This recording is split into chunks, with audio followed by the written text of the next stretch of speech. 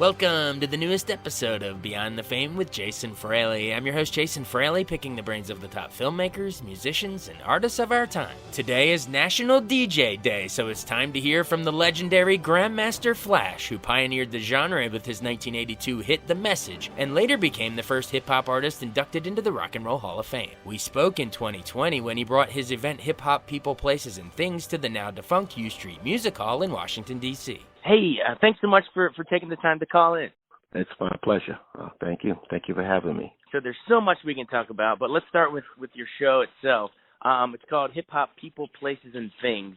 What if some of our listeners let's say they've come out to see you before in past years? I know you've done a lot in D.C. recently, but how does this show maybe differ from maybe what they've seen you in before?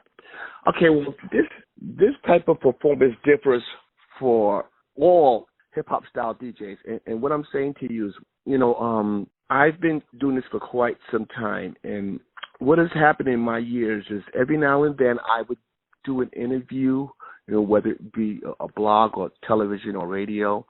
And when I was trying to explain to people the beginnings of how this whole thing started in the 70s, some of you guys would look at me like, we don't understand. What do you mean? Because a lot of this that we did with nothing, you understand? So what we did, me and my team decided to do was put together a visual presentation while I'm DJing. So, for example, on how I created the quick mix theory in the art of how I manipulate the disc back and forth. I've tried for many decades to explain how important that is to extend the beat so that the rappers had a backing track to speak on. So now I have an LED wall as part of my requirements. I have cameras on the turntables so that you can physically see how I invented this in the 70s, because you got to have a backing track so that you could rap.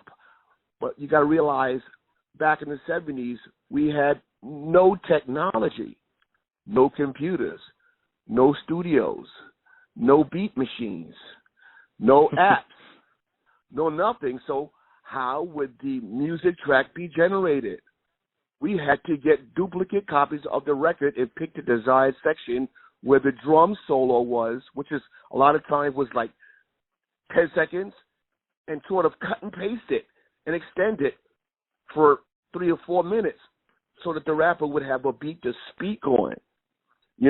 So these kind of things need to be seen so that people will now go, oh.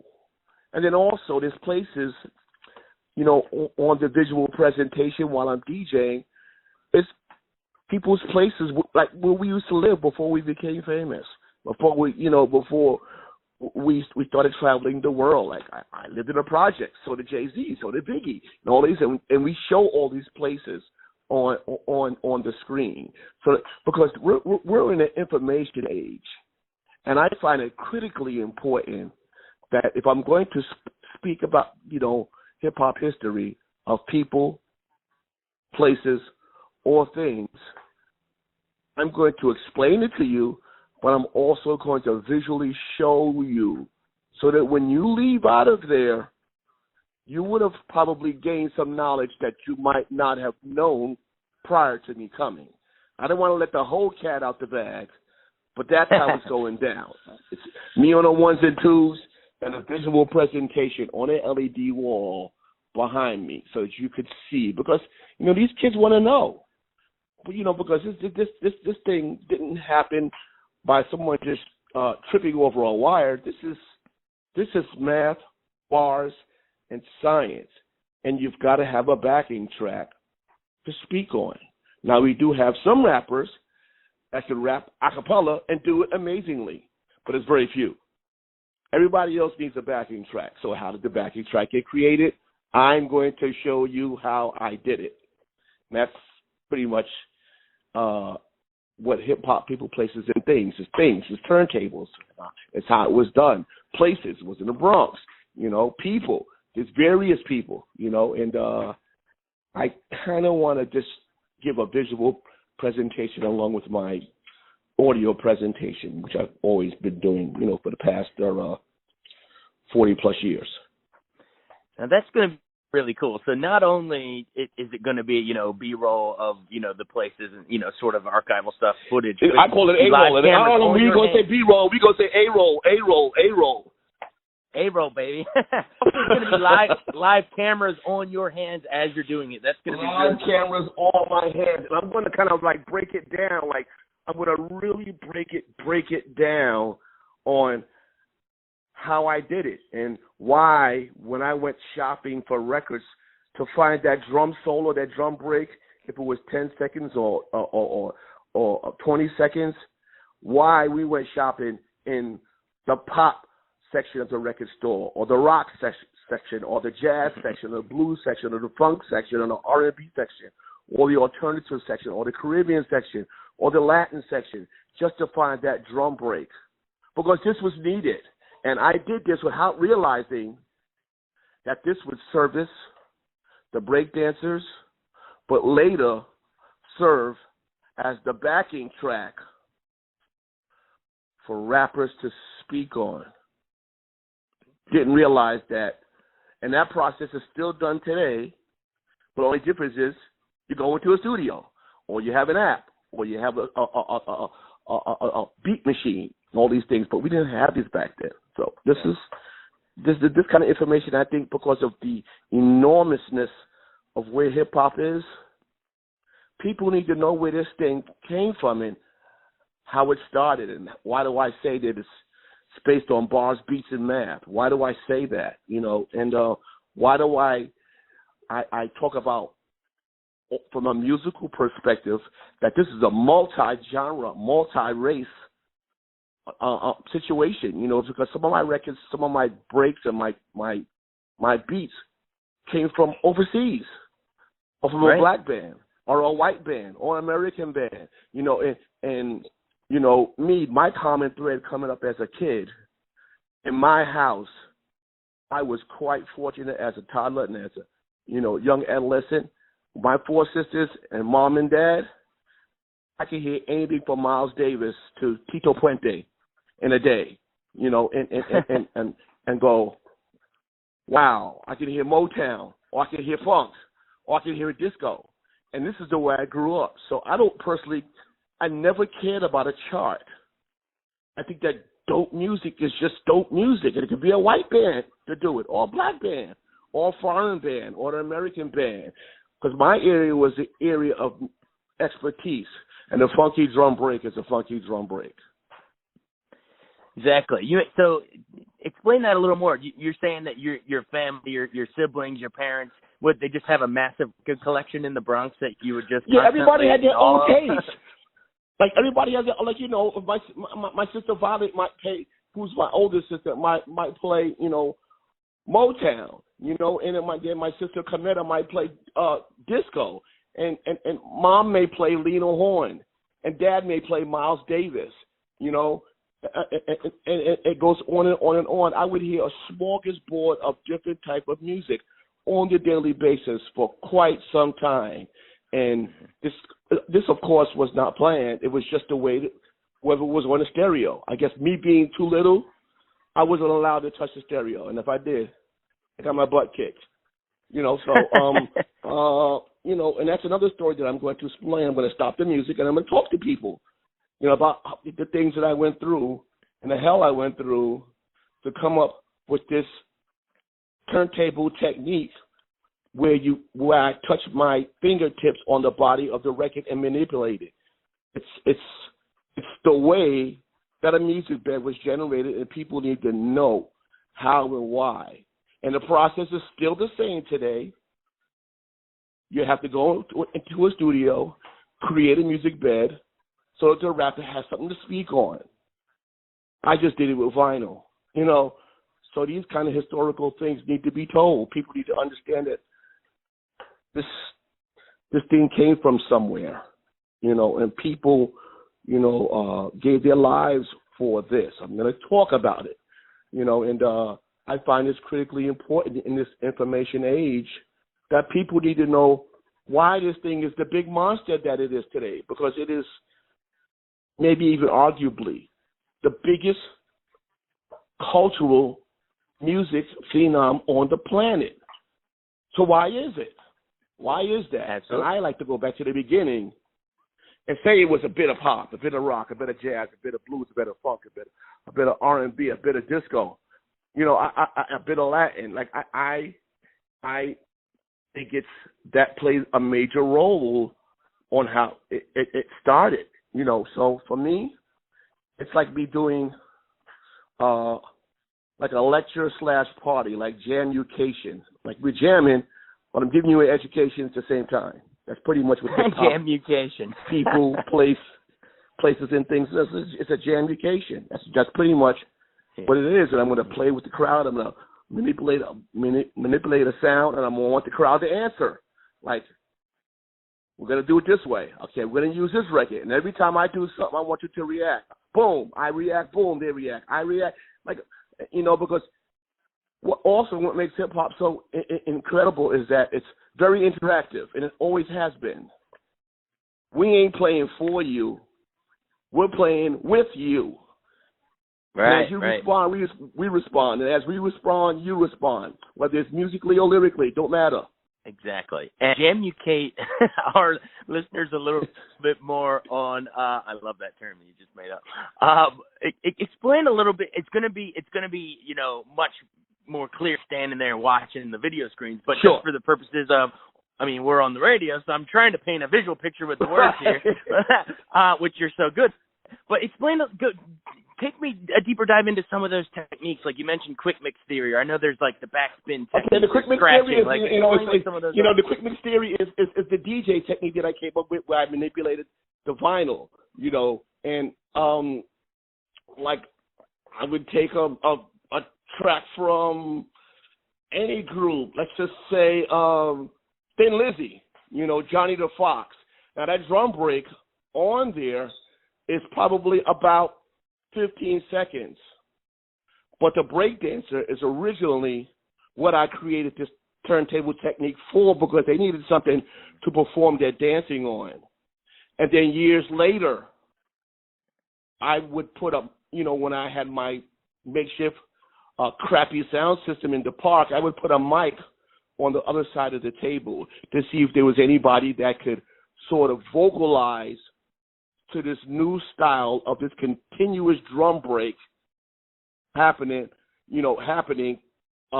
seamlessly, sort of like a cut and a paste. And that's pretty much where it started, because you need a clean bed of music with no singing. So I had to find a part where the band kind of like shut up, where it was just a drummer for a couple of seconds, like a drum solo. See, it's kind of hard to explain. You have to see it. You kind of have to see it to really understand, like I might, I would take a Michael Jackson, Jackson 5 break, and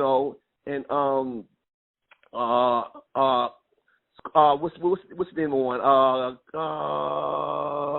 Oh my goodness, a Sly and the Family Stone break, sing a simple song. The drum break is incredible, but it's so short on the record. So I had to find a way to cut and paste.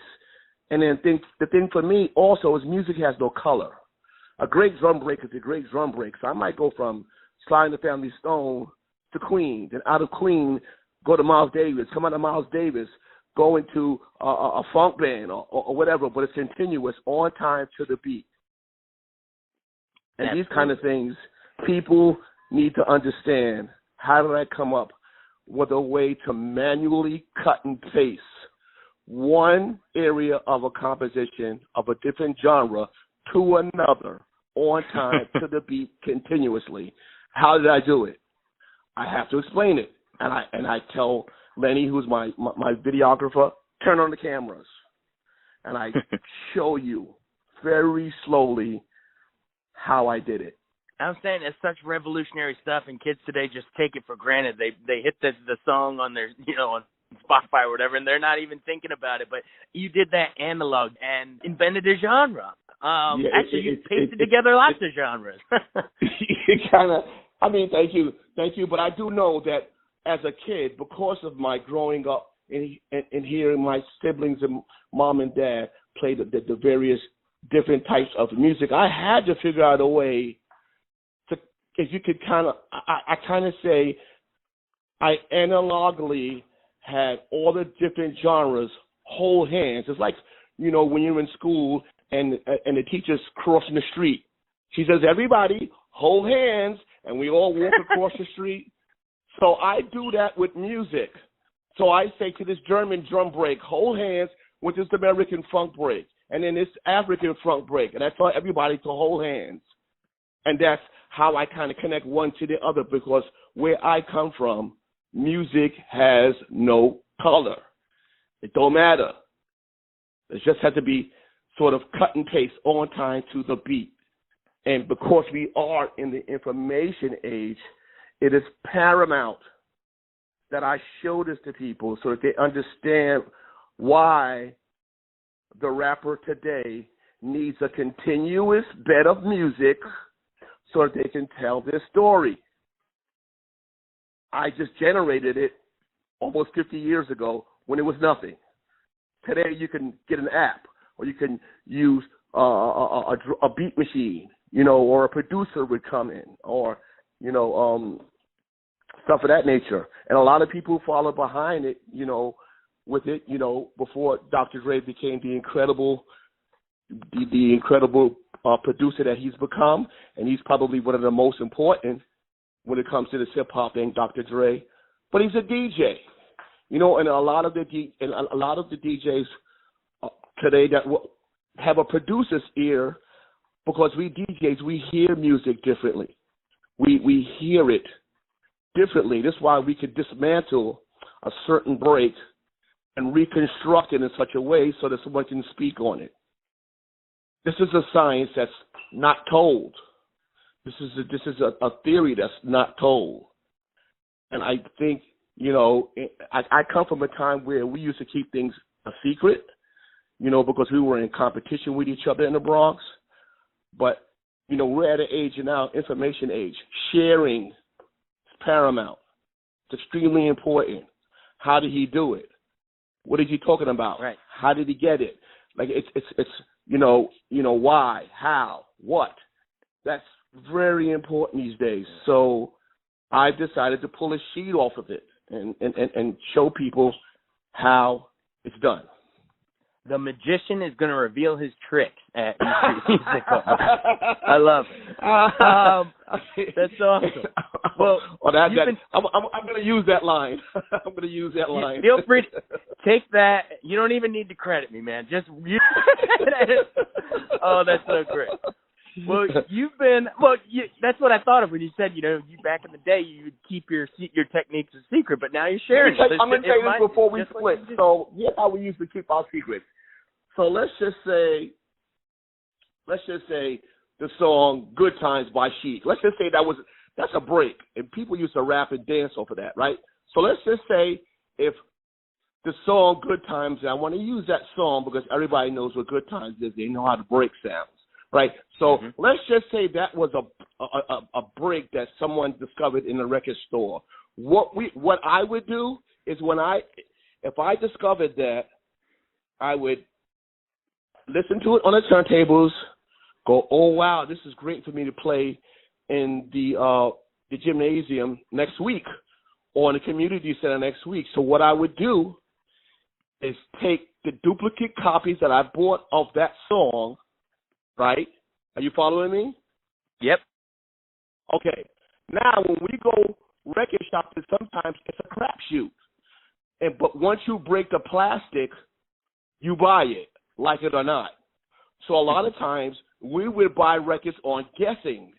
So sometimes I would bring the record home and play every cut trying to find that drum solo, and it would all be crap. So that would go in the crap crate, like, okay, there was nothing on it. Then when I find a hot break, what I would do is take the duplicate copies of the song I thought had a break on it, soak that in the bathtub, and then the break that I have that I know is hot, and soak that in a bathtub, right? You following me? Wow. Are you following me?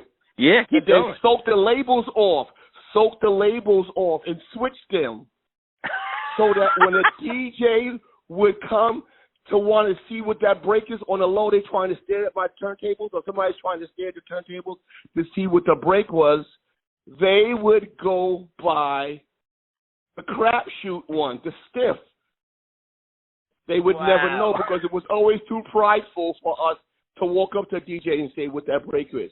We'd rather send a spy in or come to the party and look because we heard about it in the street or we heard about it on a mixtape. So we would go to the party to see what it is. But you would end up going to go buy the stiff. And that was probably one of the biggest jokes of the streets when it came to DJing. We would soak the label off and put the bullcrap label on the hot break and put the hot break on the bullcrap label. So if you can just picture that. If you can picture it, it's dastardly, it's disgusting, it's funny, but this is how you kept your secrets. People need to know what that is. It's the magician, man. It's how we kept our arsenal private, or we would take magic markers and scrape it out, or we would cut a piece of paper and circle it and glue it on top of the label and call it and give it a nickname. These are the kind of things that people, they need to know. Like, this thing came out of, like, well-thought math, science, beats, bars, lots of record shopping, and people need to know how this thing came together. They need to know, because hip-hop is a big monster now, and that's fine. But I like to go back to the beginning so that people can really get a grasp of what the hell we went through to get it here. All that label soak. That's man, you're giving me gold. Hey, before we go, I just want to ask real quick. You were the first hip hop artist in the Rock and Roll Hall of Fame. That's an honor. I know Biggie just got in this year. I think Tupac got in last year. But how big of an honor is that? And are you excited when you see all these guys finally getting their due in Hall of Fame? I am so happy. And, like, for example, even during this show, we do something in Biggie's honor. It's like, and also we have to learn how to pay tribute to those who are no longer here that did major things like Biggie. Sometimes we tend to take things for granted, and I think that as one of the elder statements of the culture, one of the architects of the culture, we need to say, this is why this is. This is why this sounds like this, and this is why that sounds like that. And this person musical track, the backing track sounds like this. And this is why this sample that you think was made today, like I used to argue with my kids, like, there'd be a hot song on the radio, and I know it's a sample, and they're going, Dad, you old. That ain't a sample. I'm like, you sure? They say, I'm absolutely sure. And I would go into my collection, and I would play the original sample, and they'd go, oh wow. So it's just so much to teach the babies today. And this is what hip-hop, people, places, and things is. We just want to teach people. If you grew up in a house of rock and roll, you knew who the Rolling Stones was. If you grew up in a house of jazz, you knew who Miles Davis is. If you grew up in a house of funk, you knew who Zapp was. It's just, in hip hop, it's a little blurry. So someone has to sort of kind of clear it up if possible, and I choose to do that in a way of jamming and education, jamucation. It's pretty much it. Well, everybody come out and get jamucated at U Street Music Hall. Grandmaster Flash, you're the man. Yeah, that was some great stuff. I look forward to seeing you, man, and thank you. Thanks so much for joining us on Beyond the Fame with Jason Fraley. Remember to hit the subscribe button and give us a 5-star rating if you like what you hear. We'll see you next time.